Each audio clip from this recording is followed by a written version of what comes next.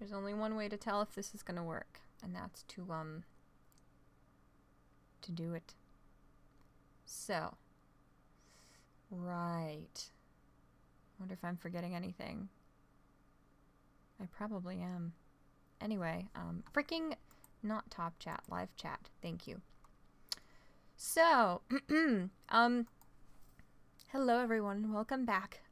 It's Michelle, aka Chat-Mort, as you can see, and thank you for returning once again to my humble little channel. So, yeah, I just thought I would do this because I, hold on, let me open my margarita here.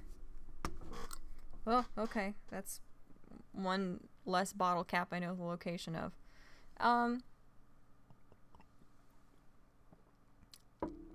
I have not been good at putting up videos at all lately.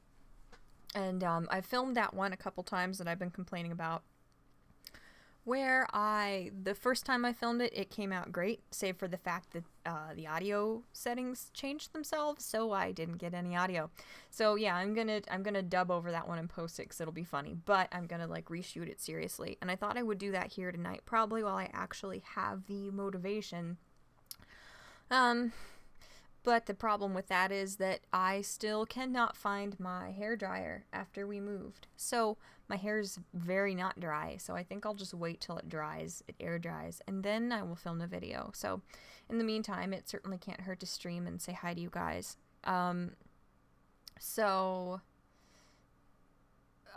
YouTube, why are you doing this?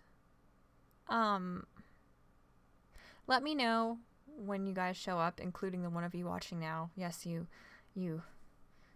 If you can hear me okay, I don't think I'm having any audio issues, and let me know if I'm having any video issues, because OBS is not having problems, but YouTube itself is. So that's great. Let me find my... A good way to start off the stream is to cut my thumbnail that is bothering me. So I'm just going to do that here while I wait for more of you to accumulate, which might or might not happen. Anyway, yeah, let me know if there are any audio or video issues, because thus far things are okay. My last stream I had a lot of issues with it, both buffering and a terrible frame rate, so we will see. It doesn't look too bad for me, but then, you know, what do I know? I don't know much of anything. Let me see. I will also tweet out that I am streaming to my lovely Twitter friends, perhaps. Everybody's been streaming today, but nobody is streaming at this very moment, so I think that's a good thing. It's peculiar because there's so many people who stream, particularly the more involved you end up getting. In YouTube, there's always somebody streaming. That it's very rare and very peculiar when there actually aren't a bunch of people streaming. So, okay, I'll tweet that. Maybe that will help a little bit. I don't know. Anyway, what's been going on? I'm very pleased that the clocks were turned back because I got to sleep a little bit and I feel much better today. What else happened today? I'm not sure. This better be good. I interrupted Spore for this. I'm sorry, Nuvi. I already feel like I'm letting you down. I still have never played Spore, and I want to really freaking bad, and I just have never gotten around to it. Trying to think. Yeah, we ran some errands today. We went and got groceries and stuff. And, yeah, I thought about working on some videos, and then I didn't, so we'll see. If I don't, like, talk till my voice goes out here tonight, I will go ahead and then shoot a video tonight. Because the thing is, as you guys may know, have been filming little daily vlogs for quite a while. Vlogs, if you will. I don't know what to articulate them as or describe them as, but I've been filming short videos describing my experience as I taper off of the medication Zoloft. Most of you, if you've ever watched me before, know this because I've been talking about it a lot as of late, and I've also done a previous little thing in the past where I sort of like vlogged or chronicled my reduction of my dosage from 200 milligrams to 100. So I have all those compiled for the first like couple weeks of me doing this. I just need to actually get around to filming the introduction video where I just very deliberately, for anybody who hasn't watched all my nonsense in the past, outline all of the different relevant factors, you know, why I was on antidepressants, for how long I was on them, and all that stuff. So as soon as I actually get that video finished and put up, then I can start putting up the other ones. So it's not even online anymore, really. They did, if they did a bit more, I'm sure it would be pretty good. Okay. Huh. Yeah. Anyway, so I just thought I would say hi to you guys and check in while I'm waiting for my hair to dry, because I'm too lazy to go through all of our moving boxes and figure out which one still has a lone blow dryer in it. So, yeah. What else happened today? I'm trying to think. We didn't do much. I took a nap, so I feel pretty good at the moment. I'm supposed to be on antidepressants, but I'm kind of afraid to try them. Yeah, it's one of those things you really have to do your research. As scary as it may sound, your doctor is definitely not going to tell you as much as you need to know. Like, it's really important to look online and obviously know, like, Mayo Clinic or WebMD type site.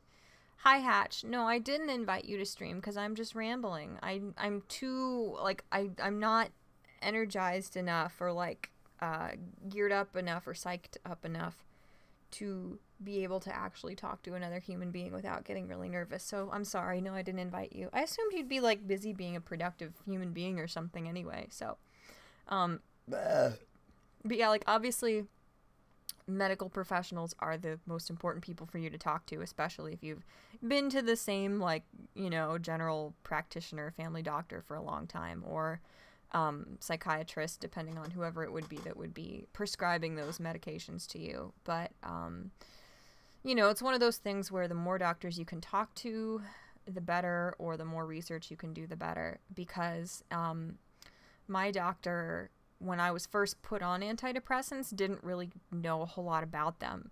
Like, I was still going to a pediatrician at the time because I was still a minor, you know, and the only antidepressant he could actually prescribe was, I was going to say Zoloft, but it was Paxil. So, like, that was the only thing he was allowed to prescribe, and even then he was very reluctant to, because that's not his area of expertise whatsoever. I had gone to several counselors throughout the past, you know, most of the years of my life, but I had not been to somebody who had enough, like, medical authority to actually prescribe something. So he did, like, a psych eval type thing. I don't know if you've ever been through it, but, like, your doctor or your therapist or whoever it is, when you bring up that you're having issues with depression, like, they'll give you this very stereotypical test where you, like, rank, like, between 1 and 10, how much you agree with certain statements. Like, I feel sad most of the time, or I feel very tired most of the time, or I have thoughts about not existing anymore. Things like that. Like, it's a pretty, like, universal, like, standardized assessment to see how bad you're doing depression-wise. So he gave me that and was like, you obviously have to be on something, but the only thing I'm allowed to prescribe is Paxil. So, like, it didn't really matter how much he knew about different antidepressants, because he didn't have the authority to prescribe anything but one of them, because he would be giving them to children, you know, as a pediatrician. So, you know, I didn't have any idea how severe the side effects would be. Yeah, you've taken that test, okay. You don't like how they make you feel. You've tried them as a kid and it turned you into an NPC. Yeah, I know. That's basically what I've been for years now. I feel tired all the time, and I'm not even depressed, just an asshole. Well, that'll do that too, Hatch. But yeah, so, I mean, it's so important. I can't emphasize enough how important it is to, like, really look into that stuff yourself. But, you know, as is anything, it's a double-edged sword, because you can go online and terrify yourself, you know. You can look up the absolute worst-case scenario side effects that you could experience from that medication and scare yourself to death, where a doctor would be able to you know, put it in perspective more as far as your likelihood of having any one side effect or whatever. But for me, I think knowing how severe the side effects are, it would have been nice, because I had no idea. You know, I've talked about this a lot too, and I'll definitely talk about this in the upcoming couple videos I'm putting out. But, like, I have been on antidepressants since I was like 15, and I'm almost 26 now. So, so much of who you are develops as you're becoming an adult, you know, that I have no idea how much of, like, what I perceive as me as a person, who I am as a person, is actually just the side effects of the antidepressants I've been on my whole life. Like, I have no idea how much of me is actually me, and how much of, like, the fatigue, the lethargy, the just, you know, being not cynical per se, but just hopeless and just not unenthused about everything. Like, I don't know how much of that is my medication, and I suspect it's a lot. So it's one of those things where, like, I don't really know who I am. Like, the Michelle that anybody has known for the last decade or so has just been so heavily medicated that I'm not even me, really. So yeah, that's one of those things. They do make you feel very weird, Nuvi. I went back in time. What do you mean Pink Floyd 16? Why? Because I'm wearing a Five Nights at Freddy's shirt? You couldn't have seen that's what I'm wearing. Because I'm talking about this stuff all over again? Or did you go back in time when you had antidepressants prescribed to you? Because that can and will happen. It can and it won't. Please don't sue me. Really, Hatch. That's interesting. I'd like to talk to you about that on stream or something sometime, but that can be very personal. They prescribed antidepressants to me as a kid. Really? You're not that much older than me, and bipolar disorder wasn't a thing yet. That's really interesting. I know, like, when I got older, I was diagnosed with borderline personality disorder. And to this day, I go back and forth between agreeing with that diagnosis and thinking that that was crazy. No pun intended, not to use an ableist slur or whatever the kids are calling it these days, but, like, yeah, like, I don't know. Like, I do experience some of the, like, the telltale signs of borderline personality disorder, but my case is so mild that until they actually definitively say that, yes, you can have a milder form of BPD, I almost don't fit the criteria. It's weird, and I've only had one therapist ever say that I had borderline personality disorder, and every other counselor out of the litany of counselors I've ever been to, you know, from psychologists to psychiatrists and various physicians and, you know, different specialists, like, nobody else has ever said that. They just said that I had, you know, depression and anxiety. So I'm not sure. It's very weird. And I don't know, it sucks to like have all these peculiar different, like, little nuanced things, and, you know, it just kind of sucks. Like, it's wonderful that we're on, like, the cutting edge of this great advent of, you know, a lot of psychiatrists and psychologists and, you know, just doctors who look at any kind of mental disorders and conditions. It's wonderful to be at a time when that's actually being treated the way it should. It's wonderful to be kind of in a time in humanity when you're not just looked at as crazy and belittled. You know, everybody is kind of evaluated a little bit more fairly and with more respect and stuff. But, you know, it also sucks because you can't just get a diagnosis and be done with it. You know, it's not it doesn't feel like a hard science. Like, it's not an exact science. You know, you can go to 12 different psychiatrists and they could all diagnose you with 12 different things. It's frustrating. Why is this stream buffering? Is it buffering? Nemo, were you screwing with me? Oh, because it hates you. Yeah, let me know, guys. Thank you for reminding me. Let me know if the audio is fine and how bad like, I don't care if I drop frames as long as the audio is okay. But I noticed my last stream I did, I rewatched it and it skipped around a lot. Like, I lost, like, a word or two whole words every couple sentences. And that doesn't help when I already sound ridiculous when I try and make sentences with my face, you know. The clock went backwards. Okay, good. That's not too scary then. Pink Floyd. BPD is on a spectrum. Like penises and vaginas, lol. Well, okay. BPD is on a spectrum, yeah. It's a new condition, Chat-Mort disorder. That one there's no cure for, unfortunately. I'm sorry it's buffering, Nemo. I don't know what to tell you. Okay. Thank you, Nuvi. I appreciate that. I'm trying to pay more attention to the chat because there have been previous times when I'm just being, you know, this thing, and I don't notice when people are like, you're having terrible troubles with your stream. I just don't pay attention. You would never. I know you never would, Nemo. I'm sorry for even bringing it up, for suggesting it, but sorry, I'm just kind of rambling. I'm tired, I feel really wonky, and I'm having one of these, so see, you would think this wouldn't do anything, but I, 1, am on antidepressants, and 2, am quite the lightweight, so one of these, and I have a very pleasant buzz, so the only cure is a bullet. Yeah, I don't know. I'm finally kind of the first, like, time in my life when I would feel safe owning a firearm, you know, without thinking I'm gonna, like, blow off one tiny piece of my skull and then just be a vegetable or be hideously deformed for the rest of my life to, you know, as my punishment. I'm doing better now. But, yeah, like, I mean, I've been on this medication that does such serious shit to you for so long that I have no idea what unmedicated Michelle is like, you know, and that sounds silly. It sounds like, hyperbole.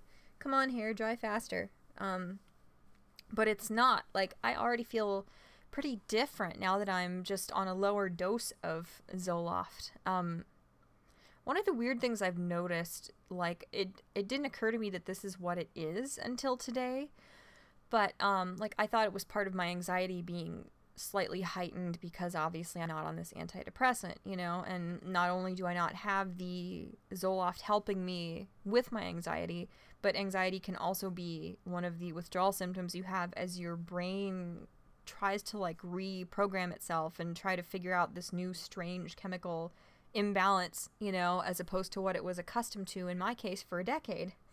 And, as I've probably mentioned in the past, and, you know, common sense kind of dictates it as well, but, like, the longer you are on an antidepressant and the higher the dosage you are on, the harder it is for your brain to ever, like, regain equilibrium when you're off of it, you know? So that's great because I was on the highest dose you can be prescribed for a long time, and I was on antidepressants for 10 years, so phenomenal. A+, wonderful.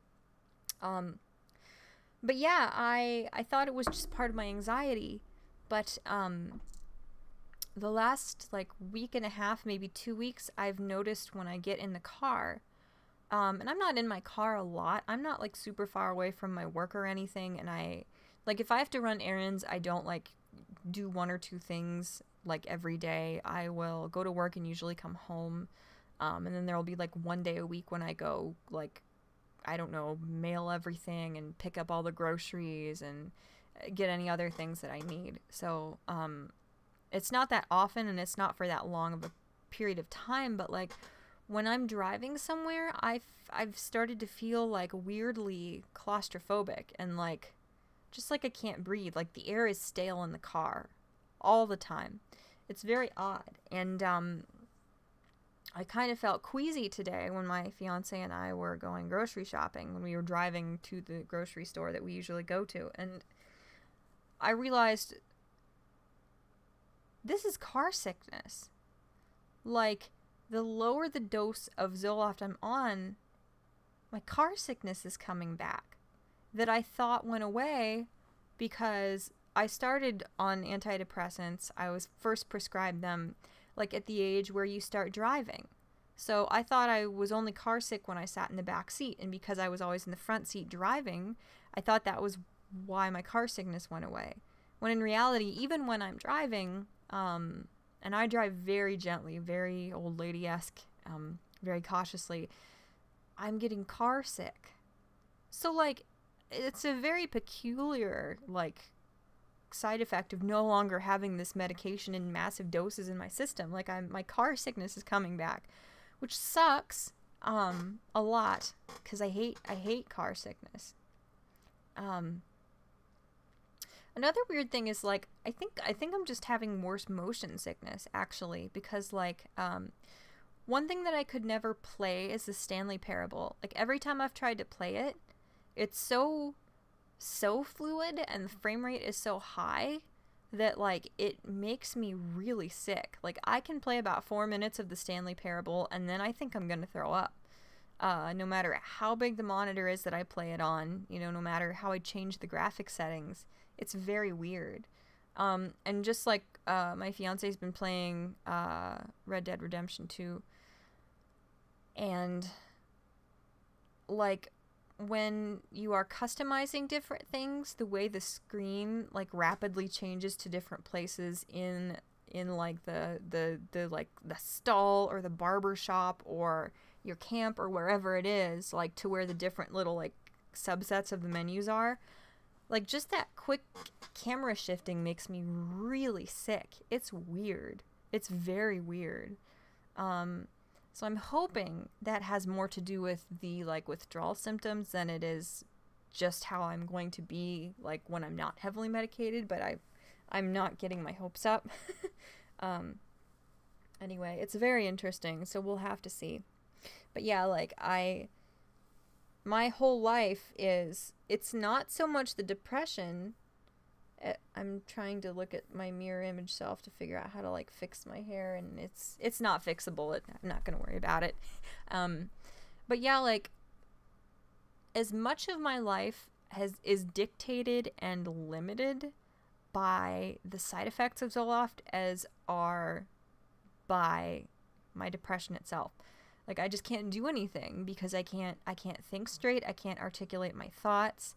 I'm just so tired all the time, you know, and I wish I would have known how severe the side effects could be when I first was prescribed this medication, but, you know, when you really get down to it, it wouldn't have changed whether I went on it or not, because I was in a very, very bad place psychologically, and the extra boost I was given by the chemical stability and the ability to absorb that little bit more serotonin, you know, to make my brain ever so slightly closer serotonin-wise to a normal one. I needed that regardless what the side effects would be, but I don't know. Well, thanks you guys. It's like, I don't know. It's very weird. I don't know. It looks funny even for me, even for my normal like wet hair. But yeah, I don't know. It's interesting. It's been very interesting to go off of this medication, and I've been having trouble sleeping lately, which sucks, but I know that that's also a potential like side effect of the like it's a potential withdrawal symptom rather. And something that doesn't help is that I was I've been trying to figure out why I can't sleep at night. Like, normally I kind of have trouble sleeping sometimes, but not to the extreme that it has been the last couple nights. So I couldn't figure out what changed and what was wrong. Pardon me, because the last couple nights, I just can't sleep. Like, I get like 98% of the way asleep, and that little tiny bit of like electrical buzz of your brain being on or conscious is still there. Like, it just will not shut the rest of the way off. I just like get down to the very like lowest level of consciousness and I just sit there. I cannot like continue that natural sink into unconsciousness, you know? And something that I only ever experience when I stay up way too late is like restless leg syndrome, but I don't know if you can even call it that, because the only times I have this issue are when I stay up way too late. I'm not like somebody who just has this problem all the time. But if I stay up like way, way too late and then I try and go to sleep, like when I've been at friends' houses for sleepovers and stuff like that, I'll have that, you know, where you just get this overwhelming, just like twinge of discomfort in your leg or both of your legs, and the only way to alleviate it is to move your legs a little bit. And then it's like that feeling is dispersed and goes away and you have relief. But then it keeps building up and building up. You know, restless leg syndrome on its own, yes, it's annoying, and it can kind of like slowly chip away at your like psychological well-being just because it's so annoying. But what gives people problems is that they can't sleep because you have to wake up enough to move your legs every time you get that feeling. And it's not like pain necessarily, at least not for me in my mild, you know, sporadic instances of it, but it's unbearable. It's just this discomfort that will not go away, and you cannot will it away. And I've kind of been having that for like the last maybe half a week to a week. And I was like, why is this happening? You know, I don't understand why I'm doing this. Like, if I stay up till like 5 in the morning or something and then try and sleep, it's normal for me to have that. But when I go to sleep at like, you know, 11 at night to maybe 1 in the morning, which is fairly normal for me, it doesn't make sense for me to be having that issue. And then I realized, lately I've been drinking water with Crystal Light in it, you know, just because our water where we live, like it's filtered. We have like 2 different like water purification systems here, which is very nice, but it still tastes kind of funny. So I put Crystal Light in my water, and the more recent flavor I tried has caffeine in it, which I forgot about. So I was drinking this big dose of caffeine right before I went to bed. So thank God it was a simple answer for that issue. For once in my life, it was a very simple fix. So it was just driving me insane. I didn't know why it was happening or what was wrong. You're in a breaking period. It's like nerve endings that had been numbed are starting to feel again. It's going to be rough, but it's doable. Easy, no, but doable. Yeah, I appreciate that a lot. It's one of those things where sometimes, I mean, I'm mostly okay as far as like my outlook, but sometimes I do feel like, is it gonna be like this forever? Because I forget that the longer you're on a medication, you know, and the higher the dosage you were on, the longer it's going to take your brain to learn how to function without that additional chemical in there, you know? And it's completely normal for me at this stage in my tapering off of my dosage to be having these symptoms. You know, I need to be mindful of that, as opposed to just kind of going on autopilot and starting to sort of subconsciously think, well, I'm just going to be like this forever. That's not the case at all. It's perfectly reasonable and expected for me to still be having these weird, you know, little hiccups and strange withdrawal symptoms this far on, you know. You're going to discover a lot of positives too. Do your best not to fixate on the negatives. Allow yourself to be open and receptive to the positives as well. Yeah, I'm doing my best, and I really appreciate that. The next 6 minutes. It was in about February last time I got down to 50 milligrams of Zoloft, which is the dosage I'm taking every day right now. And at that time, because of a bunch of other issues that were going on, I ended up having to go to a much higher dose because I was in a low enough place mentally to where I was very much in danger. And that wasn't because I was down to a low level of my medication. It was because I was just isolating myself. There were a lot of things going on as far as like my family, my close family, my extended family, just stress about us having to move soon and all these different things that were going on.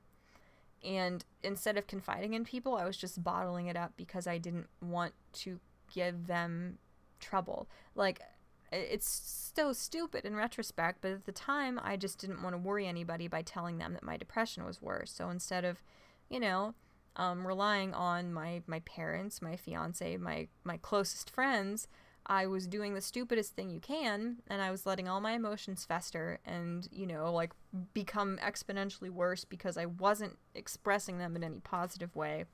And I was also making it worse for my loved ones because when they would have been happy to help, they had no idea I was suffering. So it was because of all that stupid stuff, because I wasn't reaching out and I wasn't relying on the people who were closest to me for emotional support, that I got to a really bad place. But because I got to a point where I was, you know, to put it frankly, suicidal, pretty seriously, like the most seriously suicidal I've been since like middle school or high school, my doctor put me back on a higher dosage of Zoloft. So the last time I was down to that very low dosage of Zoloft, which was January, February-ish, late January, I felt way better than I do this time. Like, I felt a much more drastic change. And that was because the only thing I was on back then was Zoloft. When I had the mental health scare, if you want to call it that, even though that's like a gross misrepresentation of it, it's too simplified to really explain what happened. My doctor put me on 100 milligrams of Zoloft, so I went back up 50 milligrams, and she also prescribed me 150 milligrams of Wellbutrin a day. So I didn't know how this was going to go, but my doctor explained to me when I talked to her, I went in and saw her, that when you're on two medications at the same time, specifically Zoloft and Wellbutrin, like I am, when you're going to try to taper off of them, you know, to as low of a dosage as possible or altogether, you go off of Zoloft first and then Wellbutrin. So this whole time that I have been gradually reducing my dosage of Zoloft, hopefully to 0, my Wellbutrin dosage is still 150 milligrams a day. So once I'm completely off of Zoloft, then we can start working me down to gradually lower dosages of Wellbutrin, and then I can work on getting off of that altogether. So another reason I don't feel as many of those positives and the changes I'm going through are a lot more subdued, I guess, or they're just not as extreme, is because I'm still on a pretty high dosage of another medication that acts as an antidepressant, even though I'm on a really low dosage of Zoloft now. So that's something I also have to bear in mind, because that's very different from the last time I made this much progress, which was in early February. So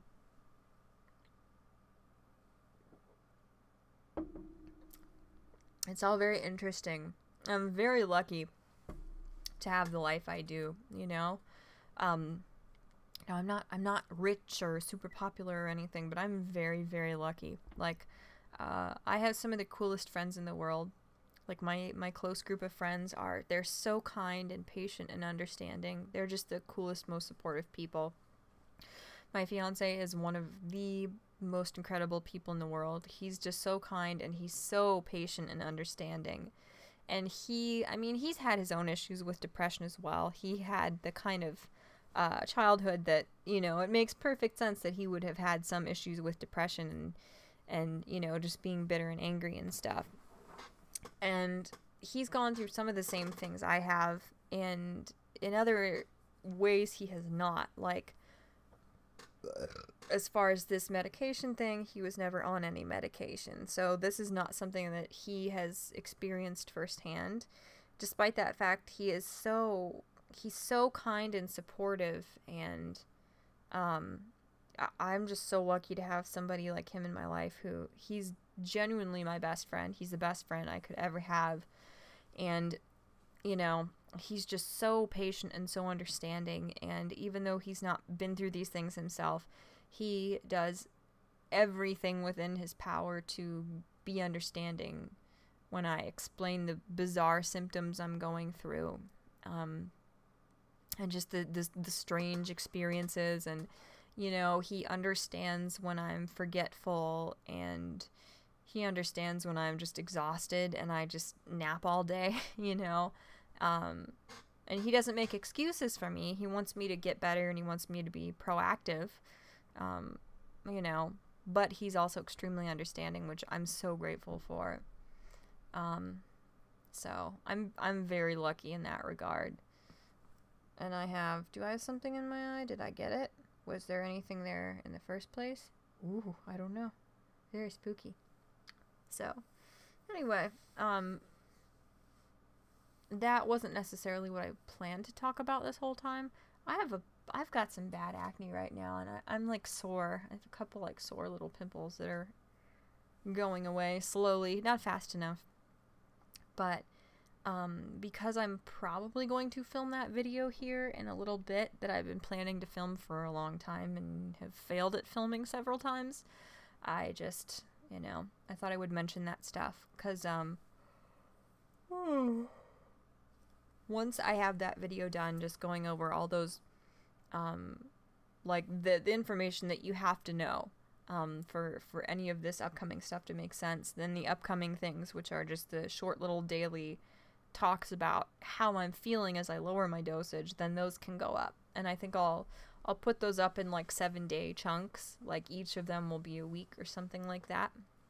So, yeah.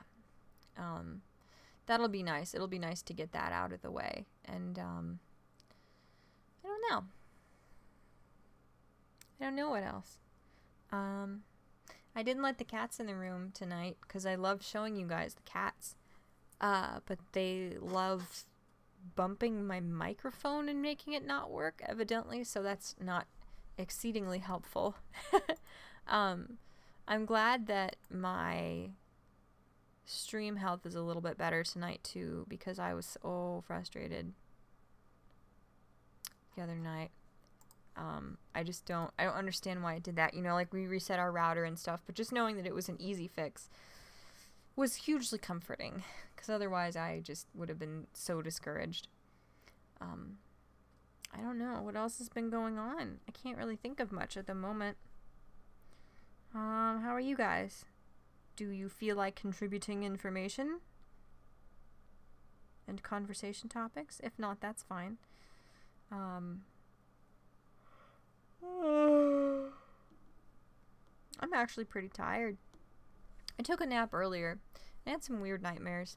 I usually have nightmares when I take a nap, so that's not abnormal. But I'm tired again. It's funny how, like, the silliest, most mundane things will just wipe me out. Like, we usually wait until the weekend, tech support husbando and I, to do our grocery shopping. That way we can just, like, hang out, until whatever time of day we're ready to go. Then we just get it done, and then we can, come home and put everything away, and, like, that's the one thing we have to worry about that day. Unless there are a couple, like, errands we have to run, like today. But, just, like, walking around in a public place with people, trying to navigate it, is so exhausting. Like, we can be out at the grocery store for, like, 3 hours, and unfortunately, if you go on a Sunday, like we did today, which was really dumb, it's like trying to navigate your way through a herd of, like, geriatric buffalo, so it's even more exhausting and takes much longer, but just that exhausts me. I'm so tired. I'm good, getting sick, but hoping it'll pass before it gets bad. Well, I hope it doesn't get too bad. Just do all the things that everybody and their mom will tell you to do, make sure to drink a lot of fluids, get as much sleep as you can, and that should help your body process it and get it out faster. Voting starts in 2 days. I'm ready for New York to disappoint me again. Yeah, that's one of the things. I think I've mentioned that to you in the past, Hatch, that I would, like, love to live in New York. Like, my dream since I was little was to live in New York City. But with the political stuff, I don't think I could handle it, And I just, like, I can't keep my mouth shut, I just can't. And that, I would probably be in danger, especially in a political climate as, like, volatile and, like, not civil as ours. I wouldn't be safe in New York. I'm glad you don't get, like, picked on too much. I'm surprised you don't. OMG, the sky is falling. Why do you say that, Nemo? Because voting is bad? Because the sky's literally falling in your neck of the woods? That's not necessarily a good thing. I've been riding my bicycle for work and errands, but it's going to snow soon. Yeah. I know a couple people who do that, and it's funny. It's like all over the world, it's perfectly normal to walk or ride your bicycle different places or take public transportation. But, like, unless you're in a big city in America, people treat that as, like, crazy. People think that you're, like, some kind of total, like, shut-in failure if you don't have a car. It's just so odd, because I know a lot of people who maybe they have a bike, maybe they have a motorcycle, but if you're in walking distance of work, of the store, if you live in town, it's just so peculiar to me that people in America, anywhere that's even the slightest bit rural or urban, just not like super dense city, people just think you're like this horrible failure because you choose not to, you know, buy this extremely expensive, high maintenance thing that you don't need. It's very peculiar to me. I don't know. Does Mountain Dew count as a fluid? No, Nuvi. God dang it. Seriously, be drinking your water, drink fruit juice, just something. I know it sucks. That's why I put Crystal Light in my water. Because some days I'm just like, freaking water is stupid. I cannot believe how much water I'm made of, because it's just dumb. Why couldn't we be made of like 70% Diet Coke or something tasty? Drink your fluids and sleep a lot, Nuvi. That'll help it pass faster. It'll help your body purge it faster. You live in New York. Oh, do ya? They have great pizza. I was in New York once. I was in New York City. I stayed in a hotel just off of Times Square. Like, you could see all the pretty lights at night and stuff for like 4 days. It was like a very, very brief vacation. My mom dated this super nice guy for a couple years, and he actually took us there. My mom and I and my best friend, who you'll see, she'll pop up on my streams sometimes, Morgan, in my chats. He took us there for like a very short vacation, and that was wonderful. The pizza, oh my god. Like, I've never been to a place where one slice of pizza can sustain you for like days. That place is amazing. I absolutely loved New York. I loved it so much. Just the energy, the excitement, the constant stimulation. I could thrive off of that, you know. I adored it. Mountain Dew is something. It is indeed something. If you want to be efficient, get Mountain Dew. Because doesn't Mountain Dew have like twice the caffeine of like normal like soda or pop or whatever you want to call it? I've been informed that pop is something that only Ohioans say, so that kind of reveals things about me that if I was private about where I live, that wouldn't be helpful.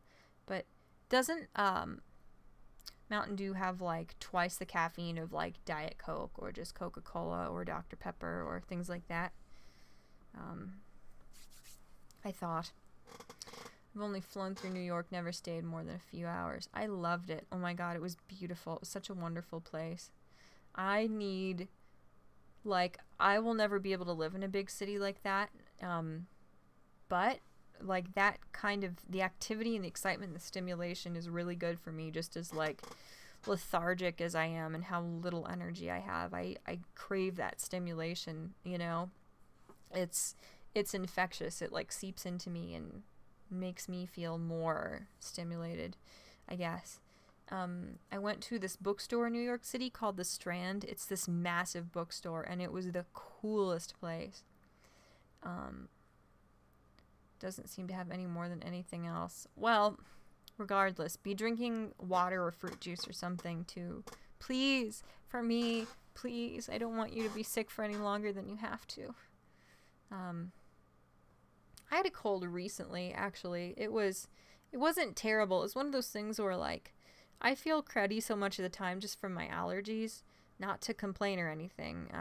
As I have stated many times, it could be much worse for me, and I'm immensely grateful that my life isn't worse than it is.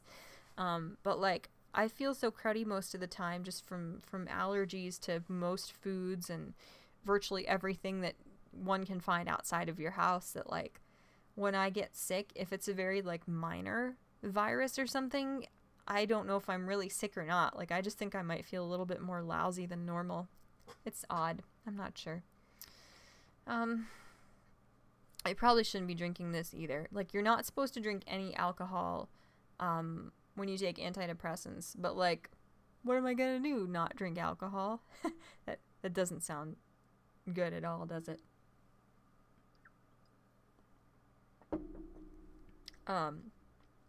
But yeah, like, I don't know. I'll have to see. I feel like I'm just a major lightweight, but since I got to the age where I can actually drink alcohol legally, I've always been on medication, so I have no idea. You know, maybe I will be able to drink a little bit more without being, like, out of my mind, idiotic, once I get off of Wellbutrin and Zoloft altogether. We'll see. This looks like a pimple, but it's not. Ow, it hurt. This was a pimple. This was a blackhead, and I popped it. I extracted it with my little nifty extractor tool. So it looks like a pimple, but it's not. What was I saying about being a lightweight? I'm normal, I promise. But yeah, I don't know. You know, it doesn't take much. I have one of these and I'm feeling pretty silly. So we'll have to see if that changes. And I don't know. I shouldn't drink at all, but I'm very conservative about things like that. If I do have alcohol, it might be at a friend's house. Normally I'm just at home. And I've only ever gotten really sick once after drinking, but even then I don't know if that had to do with drinking. Like, I was so freaked out because when I was getting sick, I was like, there's no way I have alcohol poisoning. I didn't drink enough. Well, the thing is, I realized over the next couple days that I had a really bad virus if I didn't have influenza. So I was getting the flu and I didn't realize it. And I had Four Loko for the first time. So that was wild. I still blame Jeff Holiday for encouraging me for exacerbating things by telling me I had to live tweet about it so everybody could laugh at me on Twitter. If I ever have broccoli come out of my nose again, I'll never forgive him. G Money said, I've never been to New York. I imagine it's like the dystopian futures of being stuck between buildings. See, I thrive on stuff like that. I love stuff like that, like a Blade Runner type future. I would live there any day compared to like rural Ohio. I know that sounds ridiculous, but I love cities. There's so much activity, so much intrigue, so many possibilities.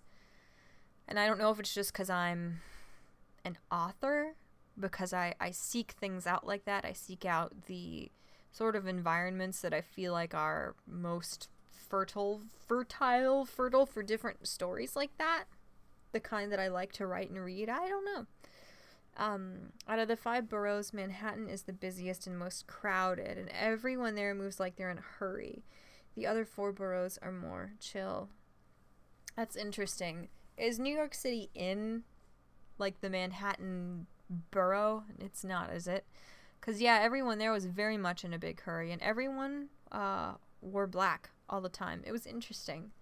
I don't know. It's 2019 and the future is nothing like Blade Runner. I'm so disappointed. I know. Yeah, I mean, in some ways it is, but in most ways it's not. Like, I don't know. I appreciate things like Blade Runner where, like, there is a great amount of technology, but there are very specific oddities too, you know? Because, like, you're never going to be able to accurately predict the future just because like cultural humor and preferences and the kind of music people like and the kind of like visuals people are drawn to as far as advertising and stuff, like there's no way to accurately predict that. You know, so much of it is so peculiar and subjective, and it's like so much up to chance, like what catches on as far as even just like color schemes and fonts and advertising and things like that. So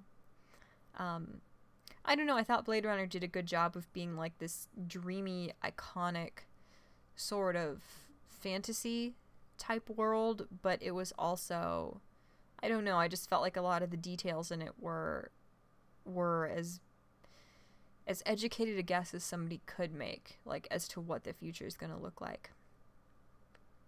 I'm not sure. Pardon me. But I don't know. I was going to say something. I don't know what I was going to say, though.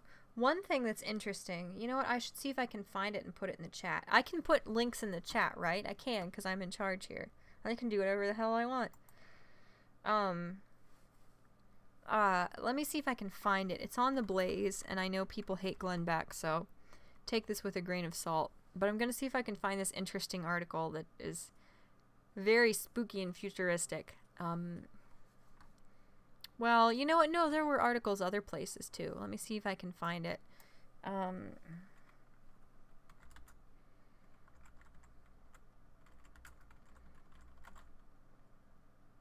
I'm not going to be able to find it. There's this really interesting, yes, I found it. Yay. My God. DuckDuckGo is a lifesaver. It actually finds what I want to find. This is an article from The Verge, and I believe I was looking at this before the other day. Like I found an article on The Blaze, but then it linked to this one, which is the original.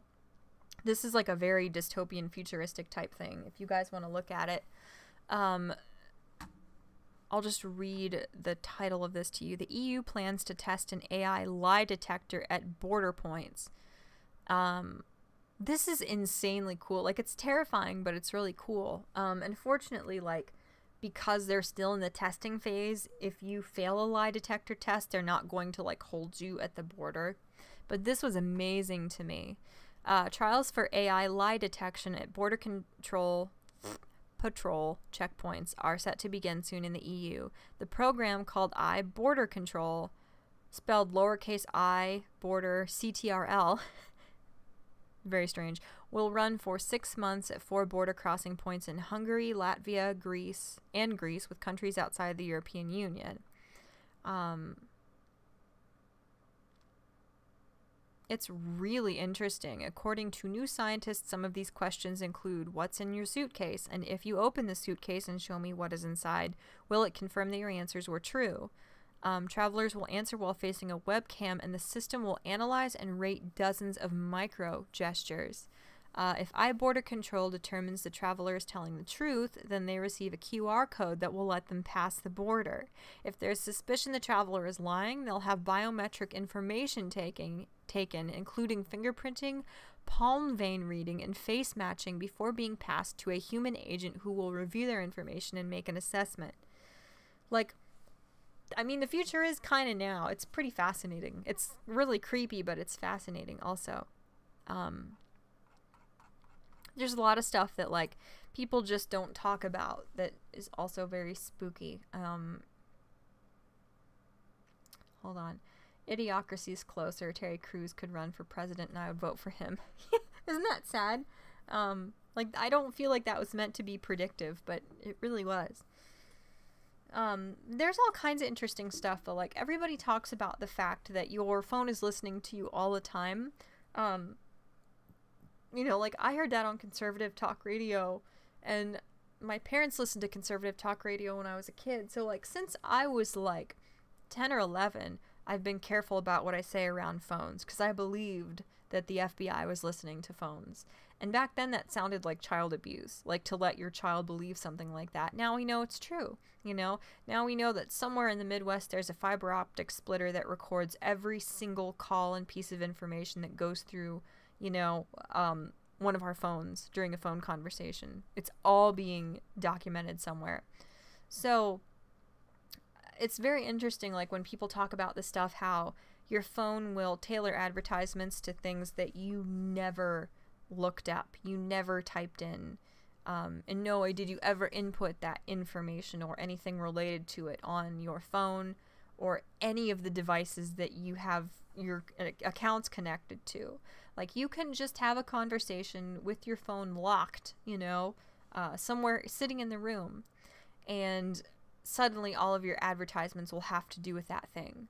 Like, my example is Jimmy Dean breakfast bowls. I love Jimmy Dean breakfast bowls because I am a fiend for breakfast food, and I am also lazy. Ergo, Jimmy Dean breakfast bowls are a lifesaver for me. So I mentioned them. I bought 2 of them on a whim, so then if my credit card history is being, or my credit card purchases are being sold to people, then obviously that's one way that advertisers could find out. I guess if they looked specifically at specific items from a Walmart purchase, I don't know the intricacies necessarily, but I bought some of them on a whim, and then I was really excited because you know how sometimes you just, like, decide, I'm going to wear this shirt today, or I'm going to eat this now, and just, like, having that little bit of control over your own life and that tiny bit of power in this world where you're just scrambling for a foothold and trying to pretend you're not a failure. Like, it just gives you such a, like, you know, an ego trip for a very short span of time. So I just said to my fiance, I'm going to eat a Jimmy Dean breakfast bowl now. something like that. And he's in the other room and he's like, a what? And I'm like, I'm gonna eat a Jimmy Dean breakfast bowl. And he's like, a what? So I screamed, I'm eating a Jimmy Dean breakfast bowl. Like, I screamed it really loud. Guess what every ad for the next week and a half was on my Twitter? Nothing but Jimmy Dean breakfast bowls. Yes, my phone was in the room with me while I was eating one, of course, because I always have it with me. And that's something that I have never Googled. I have never looked up, like, microwave dinner, breakfast food. I've never looked up Jimmy Dean anything. Never. I have never, like, used the dictate feature to say any of that stuff into my phone in a text message. I have never looked that up on any of the devices where I have logged into my email accounts or any of the accounts that I'm logged into on my phone. Nothing. And my phone knew, you know, and people are joking about this stuff now. It's just a casual thing that people joke about. Like, you know how you can report ads on Twitter and you report them and then you select one of the bulleted things on the list as to why you don't like that ad. And I think I retweeted it. I'm not going to be able to find it now because it was a while back. But it was something, it was just a photo that somebody edited where you reported not liking the ad, and the options that you could choose for why you didn't like it were like, this ad is annoying, this ad is misleading, and then the other option that the person put on the photo they edited was something to the effect of, this ad listened in on my conversations, you know? And it was just made as a joke. Aw, that's a cute picture of Ida. Sorry, I'm looking at the things I retweeted. But it's so commonplace, and everyone is so comfortable with and has accepted this now that it had like thousands of retweets and likes, when this is like a terrifying dystopian reality. Aw, look at all the pictures of Reagan I've retweeted. Look at all the little mobs. I'm not finding anything. It was quite a while back. But anyway, it just astounded me that we're to the point where this is just something we joke about now, when several years ago people would have been laughed at as conspiracy theorists and excoriated and fired from their jobs. And, you know, if you mentioned something like this to your children, you would have been called a child abuser for making them paranoid about ridiculous things. But, see, I can't find it. Maybe I didn't retweet it. I think I retweeted it. I just don't know when or where it was. But it astounds me that we have come so far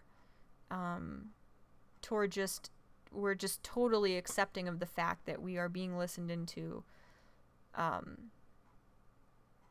all the time. You know, all of our information is being sold constantly to advertisers. It's very eerie.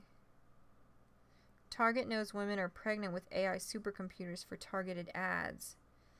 Target the department store. Really? That's creepy. I got a couple of those for a while. I don't know what it was that I Googled or said out loud, but I kept getting like motherhood related products advertised to me. I'm like, gross, no. I'm not having children. I'm not with child. Unless... That's not even a funny thing to joke about, but like, you know how they say like a huge number of women actually have miscarriages and never know about it? Because most miscarriages are had before you would even miss your period. So, oh yeah, there's no way it's this far back. I don't know. There's no way I can find it if it's in my likes. I was just going to see if it was in my retweets. I would be able to find that and show you guys that tweet. But,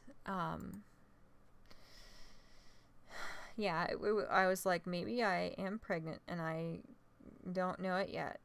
And the internet knows it. The AI knows it. So that's why it's advertising things to me about pregnancy. It's scary. I've never read that about... never looked into it. Yeah, it's creepy. And I got something today. Like I tend to have pretty bad discomfort with my menstrual cycles. I apologize for talking about that. I know it's gross and it makes people uncomfortable. But mine are really bad. The first couple days are really, really painful. And my menstrual cycles are very abnormal, like timing wise. Like and you're supposed to have a period, like, you're supposed to go 3 weeks, and then every 4th week you have a period. I have a period every 3rd week, so I'll have like 2 weeks, and then about the 3rd week I'll have one. Sucks. It's stupid and infuriating and obnoxious, and I hate it. It's like, I'm not having children. I don't really like children. Being a child is a living hell. I was one. I know what it's like. I know what they're like. I'm not about that at all. I'm never having biological children except by some freak accident. Why do I have to go through this? Like, way more often than even healthy normal women do. It's stupid. But, like, I talk to people about that. You know, not a lot. But if I'm just, like, in terrible pain one day because of that, I'll confide in my fiance about it. Or if I'm on the phone with my mom and she's like, how are you today? I might mention, you know, like, my period started and I just feel awful. You know, my stomach and my back hurt and stuff like that. And I have Googled things at different times. You know, you just Google random things, like, every once in a while it'll be like, oh my god, I'm dying of cancer. So you go on, like, a crazy WebMD spree of, like, looking up all the worst case scenarios and things like that.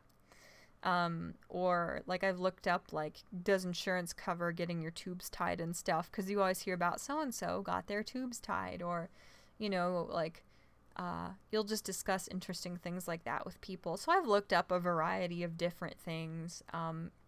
And I've said things like on phone calls, and then I've had things that have only ever gone through my phone in the form of me saying them during a phone call. I've had things like that then pop up being advertised on various social media sites and stuff like that. But today, I got 2 texts in a row about, do I have endometriosis? And so I don't know if this was just a freak random thing, but it seems very unlikely to me that it was. Like, it seems like somebody sold my information as far as stuff that I put through search engines. And because of the couple symptoms I looked into and was researching, somewhere along the line, someone came to the conclusion that I might have endometriosis. And they sold that information to people who are now texting me and saying, you could make money if you participate in this study about endometriosis. Like, so somewhere along the line, from AI extracting this information from, you know, what I've looked into in the past, advertisers buying that information that I have run through either various search engines or that has just been stored by my phone. Like, somewhere along the line, this faceless entity that listens in on you and knows everything about you without your consent or permission, somebody, like, tried to diagnose me with endometriosis, which I have never Googled, I have never gone to a doctor for, I have never spoken about it in my life because it's never crossed my mind that maybe that's what I have and why I have these symptoms. Something has attempted to diagnose me with endometriosis, whether it's the advertisers who bought all of my search history, whether it's just AI of some sort, whether it, you know, wherever it came from. Somehow, on the far end, people have come to the conclusion that I have this condition that I never, you know, put together that I might potentially have. Like, I have been diagnosed by people who legally should not have my information with a medical condition that I could actually have. Like, how freaking terrifying is that? That is surreal to me. Like, just out of nowhere today, from one of those, like, 5-digit numbers, I got these 2 in a row. Struggle with endometriosis? Research studies are enrolling today. Payment varies by study. Never in my life has it occurred to me that I might have that. But based on the symptoms I have looked up, that I have Googled in the past, you know, some faceless entity out there has come to the conclusion that I might have that medical condition. I'm being diagnosed by people who legally have no right to my information. How in the hell is this real life? It is unbelievable to me. Absolutely surreal. Freaking bizarre. Absolutely bizarre. So that was my little tangent. I use Facebook too much, but I don't post anything on my actual FB page. I think the last thing I posted was last year. Yeah, I'll look on Facebook sometimes because like my family uses it a lot. Um, and I'll check into local organizations that I like. And I try to post when I upload new script videos to my like Facebook page that is for me as like a public figure as a YouTuber. But I don't use my personal Facebook much. Even when I do, like when I post my videos to my personal Facebook or anything like that, my family and my friends, nobody is receptive, nobody is supportive, so I don't do it. I gave up trying to get like the people, you know, closest to me to actually be supportive of my YouTube career. So I just, you know, if people aren't going to be receptive when I need help, when I would like their help with something, and when something means as much to me as trying to grow this channel, like why would I share with them I'm having a great day, or here's some pictures of my family, you know? Like I'll do it every once in a while out of this misplaced feeling of obligation, and I want to check on the well-being of my family, but I don't use Facebook much, especially when it comes to posting things. Computers are crazy now. A computer the size of a mini fridge can do 2 with 15 zeros calculations per second. It's beyond comprehension, quite frankly. It's amazing.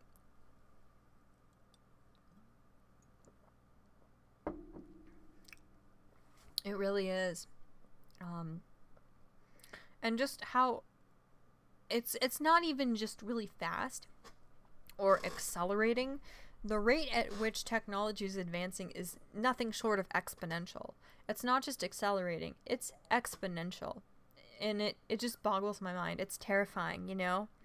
Like, how can the general populace ever actually comprehend what technology is capable of when there are people alive from a generation when all they had were like rotary phones? There are many people alive who don't even know what an email is, you know? Like, when technology moves so fast that the public, the layperson, can't keep up, particularly when it comes to like the broader spectrum of like culture, and generations that exist can't even comprehend the kind of technology we had 20 years ago. There's no way we can keep up, you know, except for like the Silicon Valley, like cutting edge minds and researchers. There's no way, you know. A mini fridge the size of my computer can get me utterly obliterated if I fill it with beer. Nuvi also has a point. That's funny. I don't know what else to talk about. I'm kind of out of things to say. I think I've had too much alcohol now to film my video. I'm just feeling kind of sleepy and silly, but I could try. My hair's pretty much dry. Do you see? Like sorry, I just totally like slapped the microphone with my hair. It looks more wet than it is because I tried to put a lot of conditioner in it. But it's kind of dryish. I don't know. If it was a little drier, I would run the straightener through it and make it look real, actually normal. I don't know. What do you guys think? A 1 hour stream for me is like so short though. I know my shortest stream was like 20 minutes one time. But any shorter than like about 2 hours is the like sweet spot for me. Like 2 hours is about the, like, it feels right. It feels like the right length for a stream to me. Everybody's posting all the cute characters from Deltarune. I still haven't played it. I will, I promise. I'll play it. Just, I haven't yet. Oh, and there's cute pictures of Kaminari and Jiro. I love Kaminari. Everything comes back to me loving Kaminari. Okay, I'm normal. I don't know. I don't have much else to say at the moment. I might go ahead and film that. I kind of wish I could straighten my beard, but my daughter says I'll burn my face off. Aw. Yeah, it's scary. I feel like everybody fries themselves with a curling iron or a straightener at some point. Or a flat iron, some people call them. It's just, like, you can be really careful and you'll still eventually, like, fry your scalp. It hurts. It sucks. Especially somewhere like that, I would think would be really sensitive. I have a friend who, he has, like, the most ridiculously adorable, like, natural ringlets of hair. He's got, like, a very natural, like, white boy afro. And I think some of our friends straightened his hair, like, back in middle school, and they burnt him, and he was so scared. He's really scared of straighteners now, and he won't go near him. They can be traumatizing, that's for sure. I'm really distracted by my acne. See, it's not bad. I'm just rambling about utter nonsense at this point. I have, like, a little bit, like, along here. Like, along the contours of my cheekbones. It's weird. I don't know. It's not bad. It's not terrible. But it's just enough that it's irritating, you know?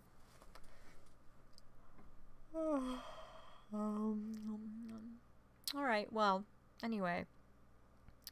I am going to head out here in the next couple minutes, probably. I'm going to try and film this video yet tonight. And then, I don't know what I'm going to do. I was going to rewatch Mob Psycho 100 again for the third time. But I don't know if I will yet tonight or not. I'm so excited for the second season of Mob and for the second season of One Punch Man, which I think is coming out in April of this coming year. Really, really excited. But I like Mob better, actually. Like, OPM is one of the greatest anime ever. And Mob is even better. I'm really excited.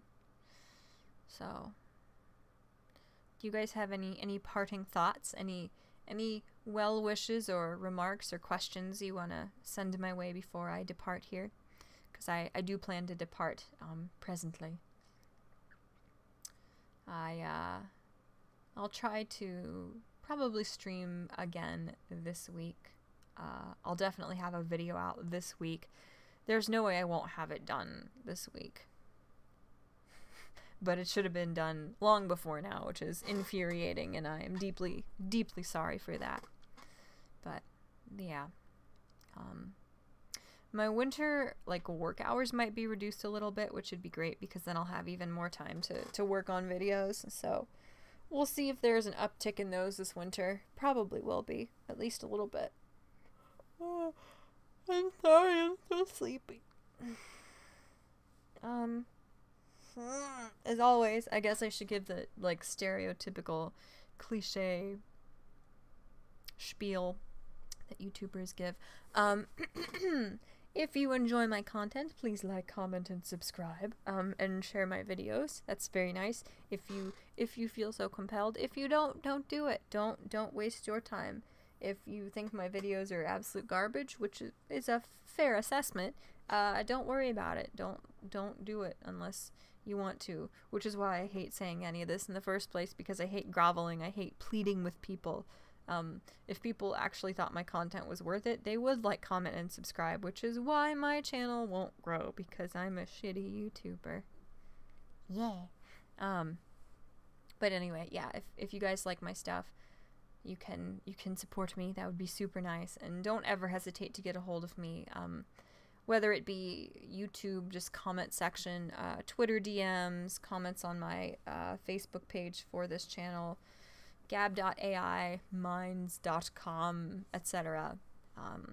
I use those things. Instagram, too, if you want to see pictures of me and my drawings and my kitties more often.